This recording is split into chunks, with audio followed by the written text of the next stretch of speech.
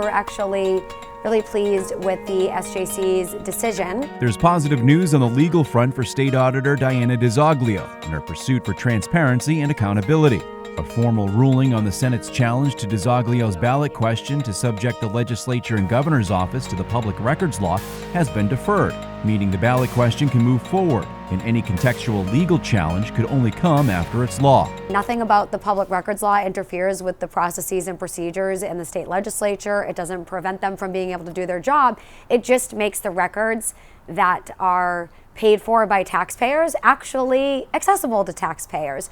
So I'm glad that the SJC had the wisdom to give the opinion that accessing public records in our state house is indeed and in fact constitutional. DiZoglio says the opinion issued by the SJC could help in the argument for the audit. What the Senate wanted the SJC to do is the Senate wanted the SJC to say that maybe in the future, in some hypothetical set of circumstances, somebody could request something that is not a matter of public record and that would be constitutionally prohibited.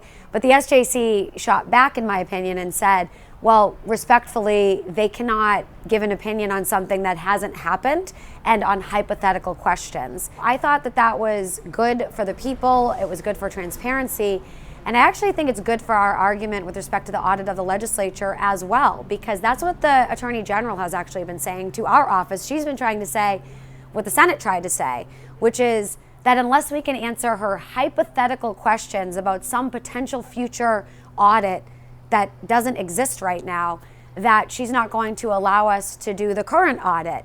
And that's just ridiculous. We can't answer hypothetical questions about what some future auditor in the future, who's not me, might decide to audit at a later date.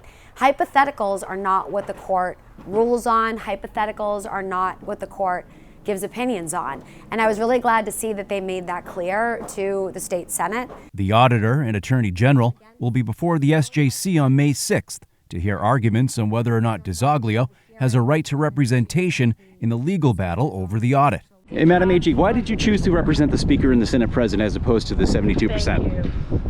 The Attorney General has chosen to represent the House Speaker and Senate President. We're going to stay vigilant and pushing forward with the matter of the audit of the legislature, and we hope that the courts side with the voters on this and uphold the public interest.